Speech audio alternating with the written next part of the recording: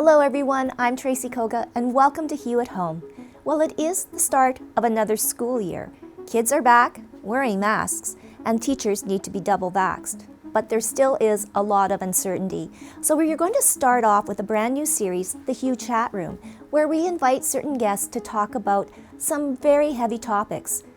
In this show, we'll be talking about Bill 64, but also the curriculum and teachers. What is their future? So please welcome John Wiens. He is a former Dean of Education from the University of Manitoba and an education advocate, as well as Lynda Baxter, former principal and education advocate, and Judy-Ann Dama. She's an educator. They all have their own opinions and fears about what Bill 64 could still hold. Well, I want to give a very warm welcome to John and Lynda, our very first Hue Chat Room. So it's a little bit of a different format. So John, I am going to talk to you first a little bit about our topic. And of course, it's Bill 64. And with everything that's happened now, with our premier stepping down, like an interim premier coming forward, and very bold statements on a lot of things. My question to you right now, is Bill 64 really gone? Well, I don't think so. First of all, I think that Bill 64 was just in the background of what we would call the best document, or the Better Education Starts Today document.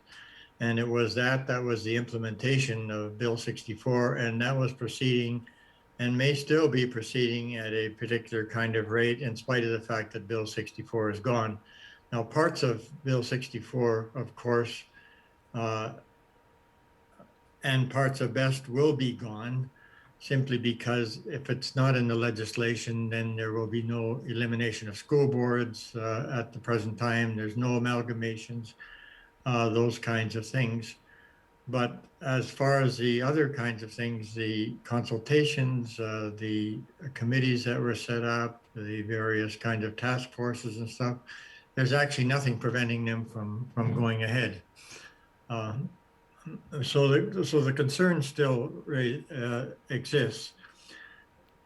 We had a bill which represents the government's thinking on a particular kind of notion of schooling and education. But in fact, the best document outlines pretty clearly how they wanted to proceed with that. And then after Cliff Cullen announced that Bill 64 was dead, and his first announcement after Bill 64 was killed by Gertsen, he suggested that, well, they weren't really done with education yet. Okay, so if they're really not done with education yet, it means that I think we can interpret that to mean that they haven't given up their agenda. And their agenda has very little to do with education. So there's a problem. They talk about doing things for children, but in fact, there's really actually nothing in either one of the documents, I think, that addresses, the major educational issue in regards to children's education. So. That sounds really dangerous. And then what does that mean too to marginalized communities, Indigenous and newcomers in this bill? Yeah, I think it actually is all, when you talk about marginalized, I think I would include poor kids of every kind. The biggest issue is, the single biggest educational issue is poverty, and it's family poverty. And there's such a strong correlation, and it seems to be that the government avoids, they're not the first government to do this. So, this isn't necessarily a partisan statement, but what they're doing is avoiding talking about what the real issues are in regard to educational success of children. And the real issues is that we have children who start out Indigenous children, newcomer children, other children in poverty. At birth, they basically are at the same point as children that are in middle class and doing well and so on. come from stable homes and so on. Not to suggest that some of the poor homes aren't stable, because they are. But they start out at the same point, but by the time they come to school, they've lost a lot of ground. And they've lost a lot of ground partly because their parents aren't able to provide the kind of environment that middle class and more wealthy people can provide for their children, whether it comes to reading books, whether it comes to experiences like Manitoba Theatre for Young People, whether it comes to a whole variety of things, even things that some of us take for granted now. We take our grandkids camping every year, right? Well, these are things that poor kids don't experience. Um, and they often experience what I would say, what we don't talk about very much is that we actually force many poor children into adult roles far before they should be in them. You know, for example, 43% of the people who use the food bank, the Manitoba Harvest Manitoba now, are children. You know, children should not be out scrounging for food. They should not be out scrounging, bringing food home for the family. They should not be out looking for clothing and whatever else for their siblings. You know, they should be children. They should be allowed to not worry about things like where the next meal is coming from, or not worry about the fact that they don't have decent shoes if it's raining or if it's snowing, or they don't have clothes for those kind of. Kids should not have to worry about those kinds of things, and this is a solvable problem. And I think that's the biggest disappointment here, is that we all actually know that this is the biggest educational problem there is. So we actually talk about kids not in terms of those kids, in terms of kids needing certain kinds of things so that they'll do it well at school, or so that they'll actually have good life experiences and stuff like this. We talk about them as test scores. We talk about them as future workers. We talk about them as science, technology, and mathematics people, because that's the future.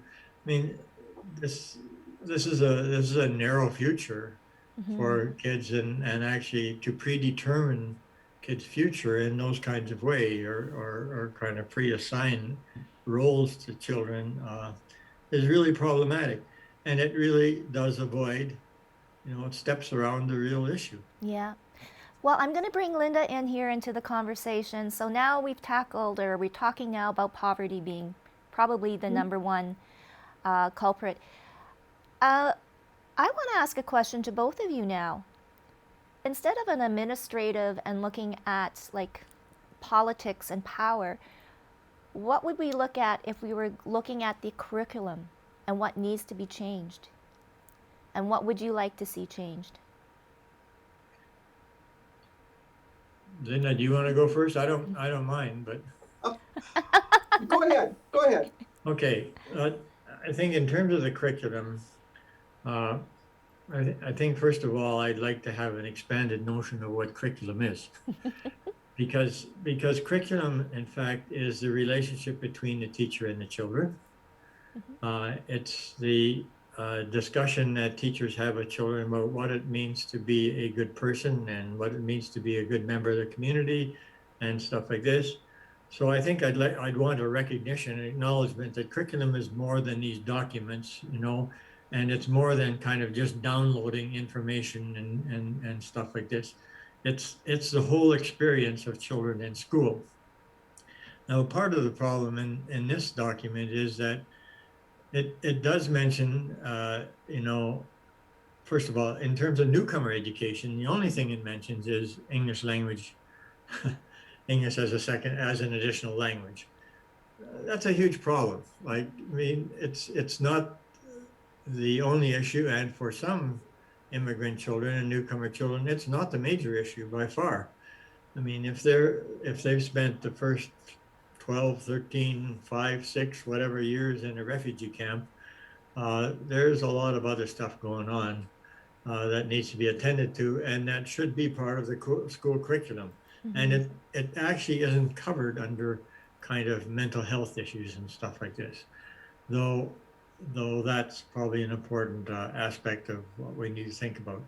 Now, the other thing is that the suggestion, at least if, the way I read it, and I'm quite critical, of course, the way I read it is that it's almost suggests like Indigenous education or Indigenous knowledge is only actually meant for Indigenous kids, you know, and it really needs to be, the approach really needs to be, is that this is everybody's business, right? This is, we should all know, all our children should know, we should know the history, we should know, I mean, we can't possibly capture all the cultural nuances and so on, but we should know that there are people who actually approach and see the world differently than the mainstream of people. And the curriculum doesn't do a really good job of that. And certainly these documents don't even acknowledge that that is true.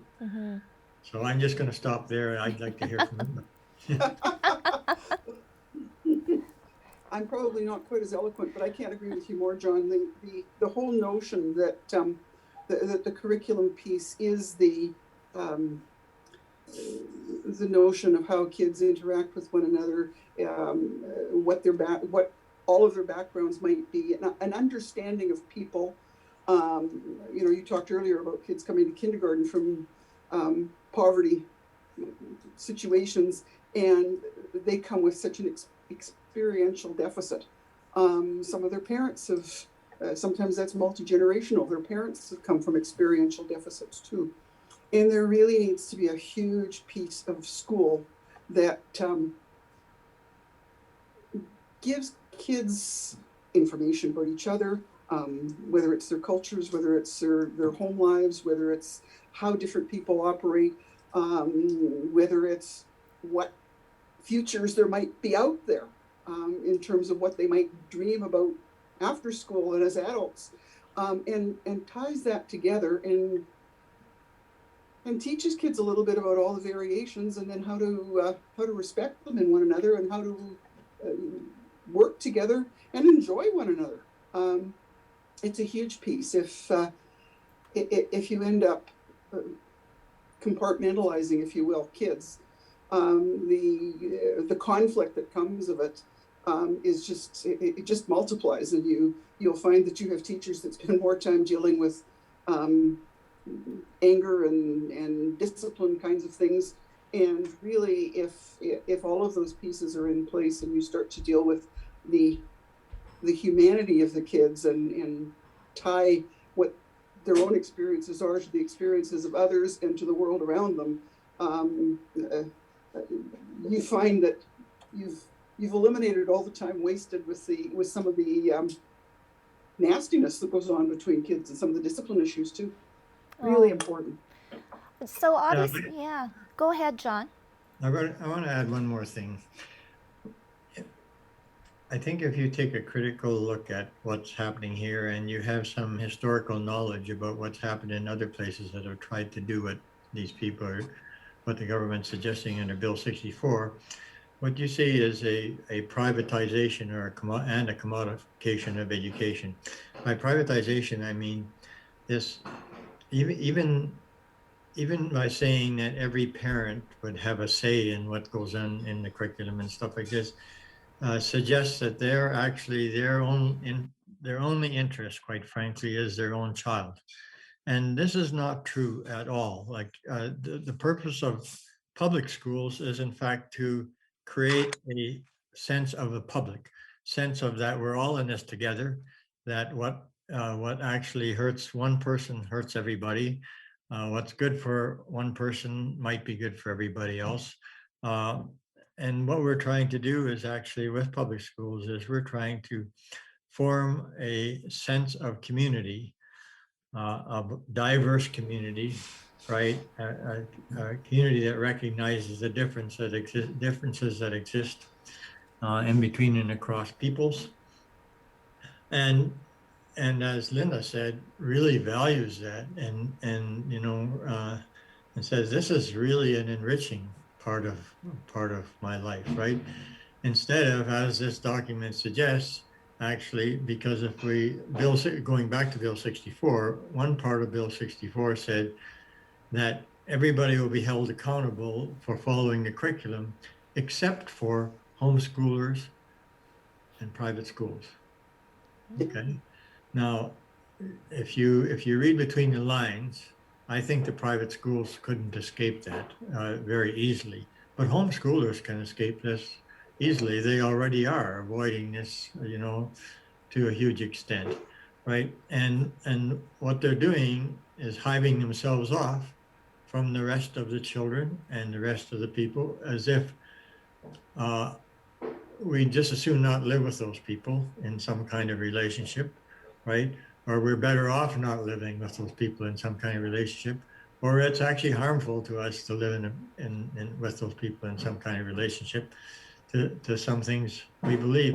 And we're actually seeing, if I extrapolate a little bit, we're seeing the consequences of that in those places that have large numbers of homeschoolers.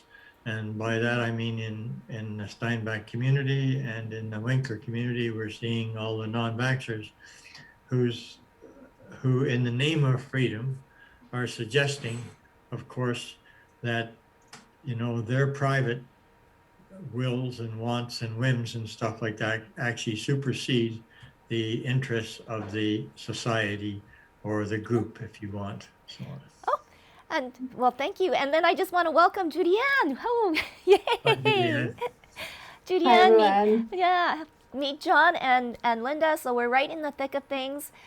Bill 64, definitely not gone. Talking about poverty being number one, that's not been addressed. And right now, we're talking about curriculum and how it should change. John just commented on the homeschoolers that are getting away with it.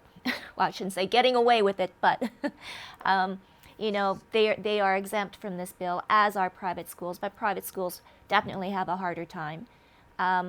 So you can jump in. It's the first day of back to school, and how was it?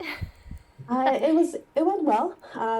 We were actually talking today about how we don't know what we don't know, right? So there's a lot of confusion, and we're just kind of learning to be okay with the confusion. We just need to be able to move forward with the students that we have in front of us. I am a little more removed from the classroom with my role, but even in our support roles, we are really looking at what's the best way that we can support our learners, because that's our number one, but also the staff. Yes. Because we need our staff to be well and our administrators to be well. So we're kind of re-gearing for this year. We don't know what that's going to look like for the whole year, but we've been flexible since March of 2020, and it just continues. Just being very flexible to what people need and meeting them where they're at is really the key focus that we have right now. Oh, I know. I mean, definitely interesting times. So that leads me to, because Judy-Ann, you just mentioned staff, teachers. So the students, number one, but then maybe possibly the teachers. So where do they all sit? We had Nathan Martindale from Manitoba Teachers Society on, and he definitely gave a very succinct view of where the teachers stand and all of the evidence to prove it. So what happens to the teachers now? Maybe we'll start with you, Judy-Ann. I know. What supports? So right now, just between my colleagues who I keep in touch with, who are in classrooms, there's of course a lot of anxiety. I think we all feel a little bit better with the news about having certain divisions having the mask mandates. Just feeling a little more comfortable with that, but there is still a lot of anxiety for sure, and we're all very nervous about the uncertain, right? Things that we can't plan for. We can be as prepared as we can be, but there are definitely going to be things that are thrown in that we aren't prepared for. But we're going to do our best to just pivot and to be able to adjust in our practice, because in a regular school year, you'd have to adjust every year to your students, but this time it's just kind of adjusting every few months, every few weeks, just depending on the situation. There's just been a lot of anxiety for the staff that I've been talking to, that I've been reaching out, but we're doing our best to talk through it and just reminding them that, we got through it last year with all the changes. We got through it the year before that. And we're just going to continue just respond to whatever changes are coming our way. Wow. Lynda, you have a daughter that's also a teacher. I do. I mean, what are today's teachers? That's a loaded question. What are today's teachers? Whoa, they're multitaskers. But I think again, fundamentally, they are people who are concerned about their students. They are taking their students on a path. Certainly, the more traditional viewpoint of curriculum, where you're looking at content and material, they are taking their students down a path of discovery to do that. But I think they aren't successful very long if they don't realize that they have to know who their students are as people, and be there and develop relationships such that the kids will trust them, and kids will make them aware of what's going on in their lives and in their heads, and what the stresses are that they're facing, because kids are feeling really stressed about this. I read some of the feedback, and my daughter is teaching high school. I read some of the feedback she got from her students at the end of June, and the common theme was, thank you for being there when I was losing it. Thank you for listening to me and being someone that I knew I could go to when I was finding things overwhelming. One gave her a box of Kleenex with little notes all around it to thank her for all of the Kleenex that Shannon had supplied for her through the year. Profound things about how kids were feeling, and you got the impression, and you really saw how important teachers are as people, and how important it is that they connect with students. And I think that was part of my concern with Bill 64 too. My own experience and my experience watching her too, was that, kids she dealt with, certainly the students were very happy to have her there, and and I know she had relationships with parents as well, to connect as human beings and connect one another as human beings. I know she and her colleagues felt good about the support she got within her school, and she certainly felt within her division as well. I know as well she was very respectful of the fact that there were things going on in other divisions. And in a former life, John and I represented two different school divisions, and sometimes we did things a little differently. Sometimes when we wondered what was going on, we compared notes and got ideas from one another. And yet we could go back and figure out how to implement them with the populations that we were dealing with. And I think that's really important to teachers. Some of my work when I did my master's, I looked at the fact that I was using a lot of American research in terms of implementing practices in schools. And yet I went to a conference in the US, and I ended up in a session talking to people and talking about implementation. And it ended up where the speaker stopped and asked me to speak about it, because we were doing much more in terms of the implementation than they were. And in reflecting on it, my impression was that I was at the time in a small school, in a community that was overseen by a division who, when I said, help, there's something special going on here that needs to be attended to, they knew enough about my situation that they were there to help me. I wasn't looking at a school of 5,000 kids in a division that was citywide, that didn't have that personal piece. And the more I think about it, it's the ability to zero in on the personal pieces, and again, teach the kinds of connections we talked about before, and get those going, as John and I did years back, talking about what happened on opposite sides of the city. Those are the things that drive successful education. and make the other things work. Yeah. And I think that was the big, you've got me going about the big concern I had about Bill 64 is that it seemed to be focused on moving in exactly the opposite direction. Yeah. And to me, that's a recipe for concern. No doubt. John, so you've been listening intently now. So I'm gathering from what Lynda has said in your past experiences, and Judy Ann was nodding her head. Can we not still why Bill 64 isn't here and we're not governed by one school of thought? Cannot the divisions now make a difference?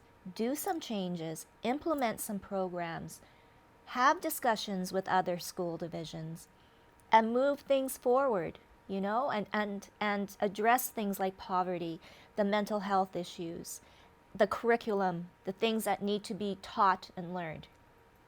Is that Yeah, possible? Yeah, if I might, first of all, I want to add something to what Judy Ann and Lynda said. First of all, Yep. teachers are representatives of the society, and they know that that's their role.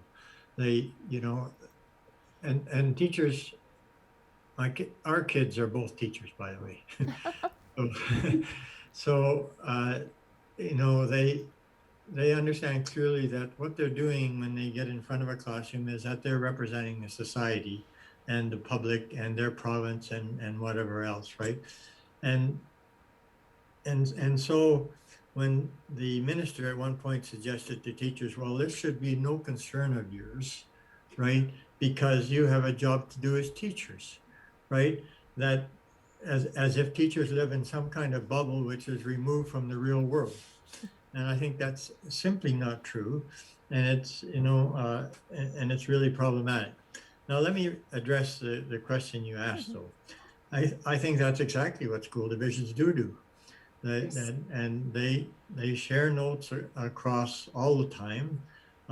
They did that before. When we did a study on poverty for the Social Planning Council, and we interviewed superintendents, they had 99 different poverty reduction strategies that they were using in their school divisions, Wow. right? And those things go all the way from providing lunches for kids to doing it very quietly so that the kid doesn't lose any dignity, you know, in the process, kind of thing, to bigger issues like no school fees, to other issues like we'll minimize fundraising. You know, there are school divisions have what they simply need. If I was going to say something, what the province could do here, they would simply say, would you tell us what resources you need to mitigate the problems of poor children coming to school? Like, what kind of resources do you need? Because I'll tell you what, poverty is not a local issue, maybe on one hand. On the other hand, the only responses that seem to work are local responses. You know, the responses that actually take place where children are, right? And as Lynda and Judy Ann said, if you know the children, you know what that something's going on here, right? And you know, our teachers are pretty astute about this. They know that something's going on. If a child is angry or they're not participating or a variety of other kinds of behaviors which actually don't go along with children in general, but maybe particularly a child in a particular situation. They keep an eye out for it. There are frontline people when it comes to child exploitation. There are frontline people when it comes to virtually everything has to do with children outside the home. You know, they keep an eye on that stuff. So I would simply say is that people really misjudged the government really misjudged teachers when they thought they would get into some kind of competition, you know, and put out all these amazing ideas and the government would fund them and they'd look like, you know, sugar daddy kind of giving money out to these deserving teachers who put in projects and stuff like this. Well, the fact is that teachers have been doing that forever, as Lynda suggested. When something needs to be looked after, they either go to their principal or they go to their colleagues and say, what do you guys think about this? Like, here's something I think would be a good answer to this. And so often, that's why there are 99 different answers to some of this stuff. And there's probably as many as there are children on the other hand. But, the fact is that teachers actually do bring these things to the table, and they do get responded to most of the time if there are resources to respond to them. But that is a major issue. And that, of course, is one of the major issues with this government, because what they're doing is starving education. Yeah. Wow. So we are kind of running short of time. So I'm just going to ask all of you, round table, what can we do? I mean, and as citizens, and what should we be aware of? You know, even though my kids are older, they're not in school anymore, and why should I care? And we had that conversation because it does affect us. It certainly does. These are our future leaders that are going to run the country, so to speak. So, Judy Ann. Yeah, I think this past, with the announcement of that, like Bill 64, at least for the time being, in what it was, is like scrapped. I think that was just a solid example of what happens when we take action. Like we've really advocated for it. Like part of the Bill 64 that really bothered me too was the idea of like having certain topics that are too sensitive. But the reality of it is, when the bodies were found in Kamloops, students came to me crying and asking what that's about and why. And how do you not answer that question? And do you want them to just go on Facebook and find the answer? Of course, you need to address it. They're upset, they're distressed. You're not going to let a student suffer and just agonize over this thing when you can easily address it, right? So with Bill 64 being scrapped, now we're showing students that when you do take action, like there are like positive consequences to that when you band together as a community. So I think it just continuing to be aware of what the changes are, being informed about it, and then making your decision and taking that action, because we saw it with this. There's a lot of other fields that could also use that type of action. You're thinking, I'm thinking about the nurses, and them not having a contract breaks my heart. My mother's a nurse. So just as a community, what can we do to band together? This is a time that our students are actually seeing results from taking action. So that's my advice, is just to continue doing what you can to advocate for what's right. Oh, thanks, Judy Ann. Lynda? Yeah, I think it's really important that the conversation continue at this point. I think we do have to keep asking questions. Parents need to keep asking questions. But I think one of the things that got left out a little bit in the Bill 64 conversation was that parents have hired, if you will, a strong contingent of resources. They are teachers and administrators and support workers. Well, we're all teachers, and they have spent years working on a huge bank of knowledge that should be brought to the fore. I think it's important to get conversations going, but include those experts. I really do fear, as John says, that education has been starved. I'm realistic enough to know that there are not unlimited dollars. But maybe it is time to get people together to say, okay, how can we use our dollars better or differently? What can you see any place where we could save some dollars and then put them here? But do it in an honest fashion. Don't say we're going to save $40 million getting rid of trustees, because I taught math for 36 years in one way, shape, or form, and I couldn't make those numbers work. No how. And I think, and I was around long enough to really feel pretty strongly that this was the second crack at just taking a financial hit at education by a conservative government. And that disturbed me a fair bit. And that's another, that could be another whole program. Oh, maybe. But I think the conversation does have to go on. The government does have to come to some agreement about what are the needs, and then how are those funded? It's their responsibility to fund them as judiciously as they can, but not just arbitrarily say, okay, you're going to get along with better because we're going to quit paying you as quit your pay increases. We're going to give you another herd of kids. And there are many parallels to the nursing situation. I think we need to speak up and advocate for the humanity part of what frontline workers do, be they teachers, be they nurses, be they a whole host of other things, and make sure that we're not trying to balance a budget by pulling the rug out from any of them. And I think there can be honest conversations. And I know that school divisions get together and compare notes. There may be some economies of scale that could be found if you put the heads that are working with those things together and got some conversations going. John. But yeah, I would just say, make sure that you support teachers and support their right to have a voice and speak out on things. You know, that they have a right to bargain in a fair kind of way. We'd want this for everybody, but you know, these people have made a huge investment in their work. They are hugely invested in their work. You know, Judy-Ann will tell you that she lies awake at night. She'll lie awake tonight wondering how she could get to that one kid who she didn't get to yesterday. And, you know, and stuff like this.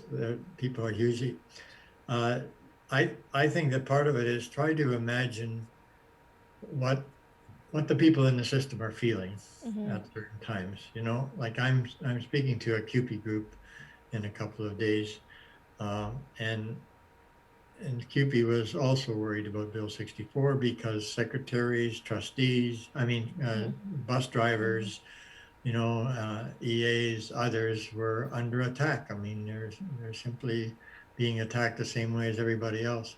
And it's part of this kind of destruction of the public agenda, if you want. Wow. Okay.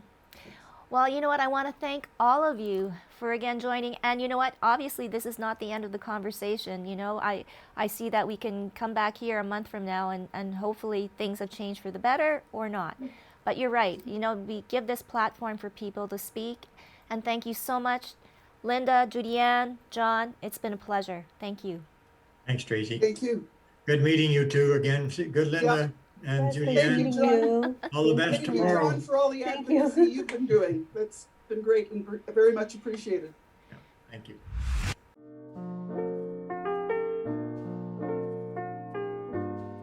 Girl, you know what's up. Ooh, say what, say what, say what.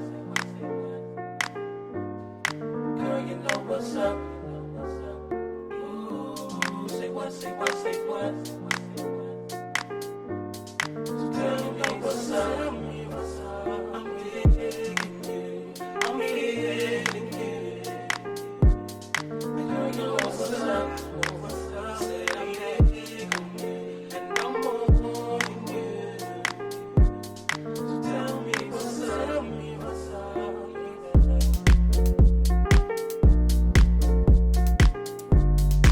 Girl, you know what's up. Ooh, say what, say what, say what. Girl, you know what's up. Welcome back to Hue at Home. Coming up next, we're going to meet singer-songwriter Niki Kennedy, and she has traveled thousands of miles away from home to get her music education here in Canada.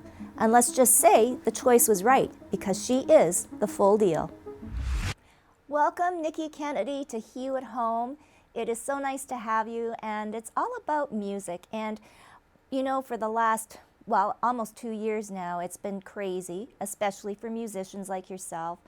Going virtual, no shows, but chance to do an awful lot of writing. Am I correct, My Niki? goodness, yes. But for yourself, though, your own personal journey, born in New Zealand, and how did your family and you come to Canada? So, fun fact, my family is actually still in New Zealand. It's just me here in Canada. But I came for college. So when I was 16, I got accepted into Randolph College in Toronto for performing arts. And I had a lot more courage, I think, probably as a teenager than I might have like now, but I decided to go for it, and thankfully I have a really supportive family who felt like Wow. I should take the opportunity and pursue my dreams, and yeah, so I moved to Canada by myself. That's a big step. And why Canada? Why Toronto and that particular university? So what I loved about that program was it was a condensed, like full-time, non-stop program. So there were no breaks, no summers off, and it really like it appealed to that sense of like that's what life is like and that's what the industry is like, and like let's just do it and like go full force.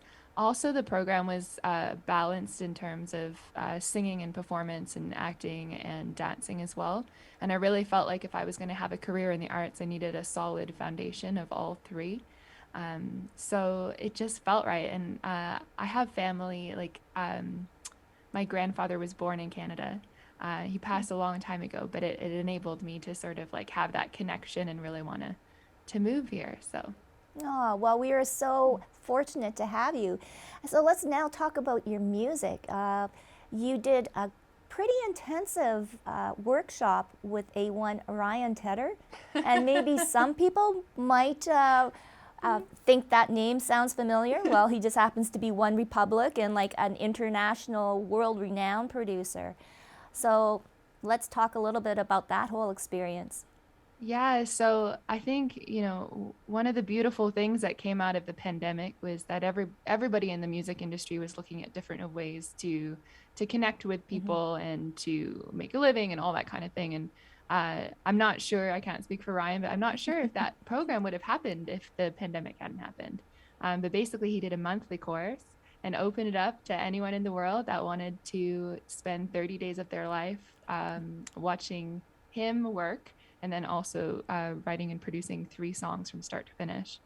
And I had a year of pandemic writing, feeling a little bit sorry for myself and wanting to like break out of my own sort of habits and ruts and, just like try something new and challenge myself. So I figured, why not? This is my only opportunity to try and, see how someone of Ryan's caliber works. And it was one of the best decisions I made. For Really? sure. Wow. Yeah. What is it like? Because that's really pretty concentrated, 30 days and 3 songs from start to finish. Yeah, it was a lot. Yeah.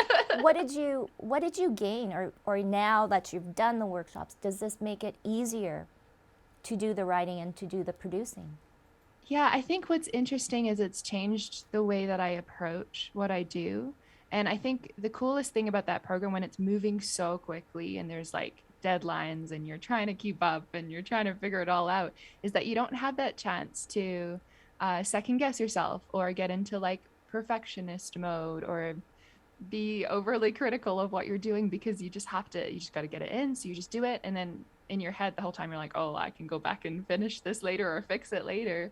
But I think there's something beautiful about not like to go with your gut on some of those creative choices. And to be honest, that song, from the demo I created back in January to the full production now, not a lot changed in terms of its melody and lyrical content. So I think that's kind of a really cool thing. And so now I'm not perfect, but I'm trying to not censor myself, and I'm trying to trust my own ears and judgment more and more as I create. I know, and I think just getting your song out, and the more you do it, then the less being the perfectionist and no, I got to keep it. It's still not ready. Did Ryan get to critique at all?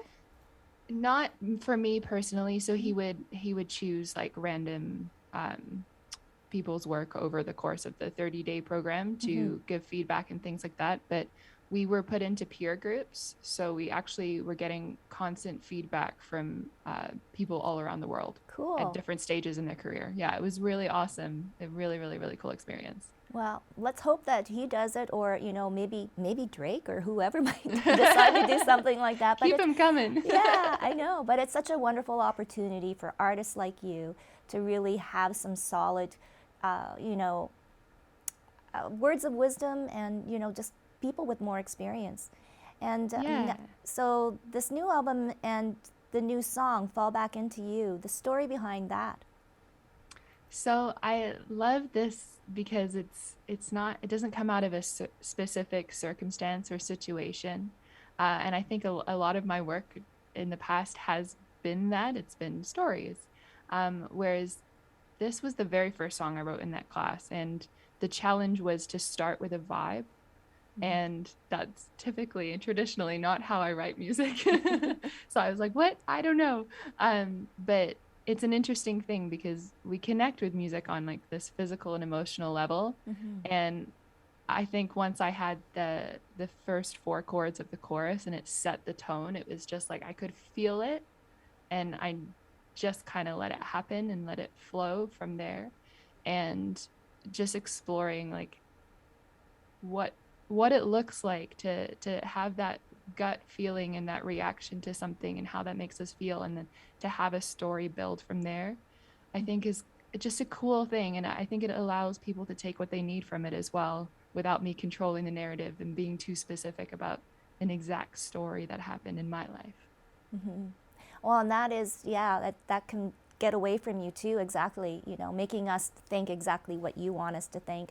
And even like the technical part of the song, it was interesting.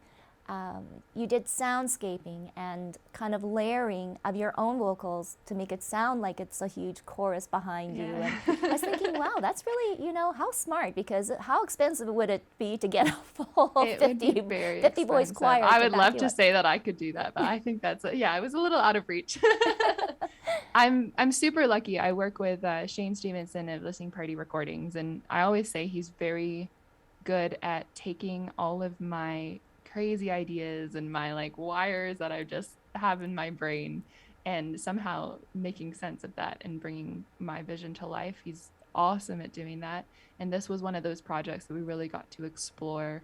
What does it look like to take visual ideas and make them sonic? And I think that's like part of the reason I love this song so much, is because I just know the little details that went into it, and the images that went alongside it. And I think it's the first time that I've really allowed myself to pull in those influences, especially like cross genre wise. Like I was saying this the other day, but like for example, someone like Nine Inch Nails, which is like not at all like a comparative artist in terms of what I do, but such a huge influence in that sort of layering and soundscaping and that kind of idea. And I think it's a wonderful thing to have somebody that believes in your vision and then that you also trust to bring that to life.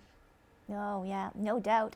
And you had mentioned before the reason of going to Toronto at this particular university is that it made you all round or full rounded. So acting and dance, how much has that kind of added to what you're doing now?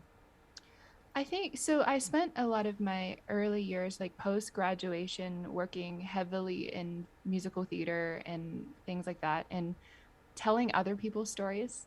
I also worked in a lot of cover bands, and like I was always performing, but always embracing other people's stories and other people's work. And it's only been in the last few years that I guess, trusted that I have something to say and maybe people want to hear my music, like what I write. And I think all of that training is sort of given me that that whole idea of like all experience lead up to one moment in time, and like that's kind of where I feel like I'm at right now. And even though, especially virtually, it's not like I'm sitting dancing in front of my screen all the time, but it's like just all of those elements I think allow us to hear and feel and interpret things in different ways. And I like to think that that's something that's explored in my music, or something that I at least think about in my music. And my last single was something that was like built out of a love for dancing in the living room like every night, sort of thing, like that feeling. Again, I always like talk about music like as having like either a physical, emotional, or like mental reaction. And either physical and emotional going hand in hand for me. It's like I want to feel a song every time I listen to it. So I think, having had that experience and really like connecting with what I can do as a performer, regardless of how it's used, hopefully one day on stages around the world, but right now, at least, I think it helps my approach to what I do. No. And yes, now we're in the world of virtual and music on Spotify, and the game has changed, definitely. The business and getting yourself out there, it can be done on your own, but through an awful lot of work. Yeah. But I think deep down, I think for every artist, it's the live connection. Am I wrong? That is the best No, thing. I don't think you're wrong. No, it is the best thing. It's hard to beat. And I think the last, well, yeah, like you said, I guess we're really hitting that 18-month mark right now, which is kind of scary. But I think that's sort of been the challenge over the last little bit is adapting to that and finding new ways to connect with community and be able to share music and give people that sense of comfort in what is a very strange time to be alive. No doubt. Well, Niki, we love this, short time to chat, and I know for sure that you will be traveling and touring. And again, please make a stop in Winnipeg because we really want to come out and see you live. But in the meantime, you will leave us with a song, right? I will. Yeah, absolutely. So what will you play for us? I'm gonna perform for you my latest single, Fall Back Into You. Yay.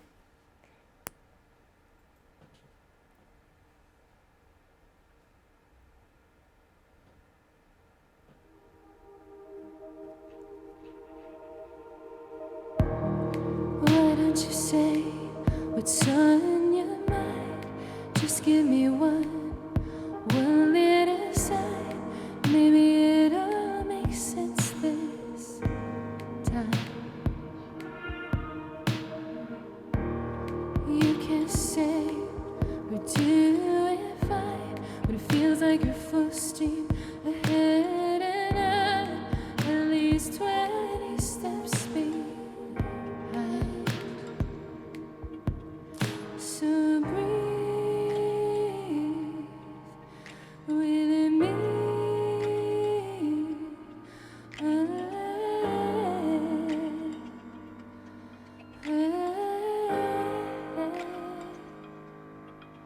If I leave or I try, but I can't say goodbye, will I fall back into you?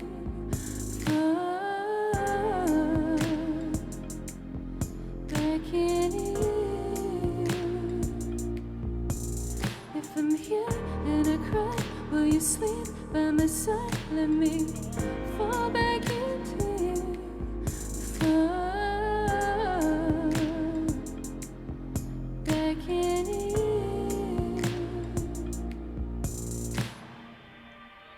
Listen enough with a little less. I'll open myself up and I'll show you every mark of mine. Just breathe with me.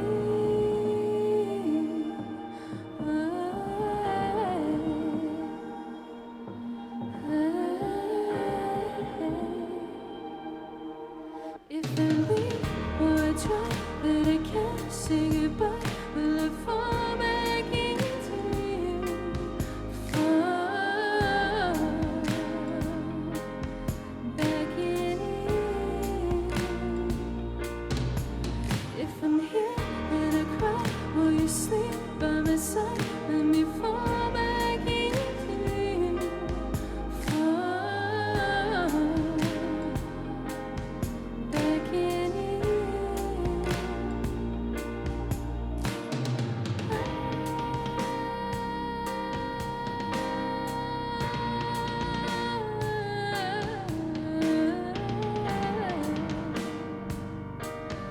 Back into you. If I leave or I try, but I can't say goodbye, will I fall back into you? Fall back into you. If I'm here and I cry, will you sleep by my side? Let me fall back into you. Fall back in you.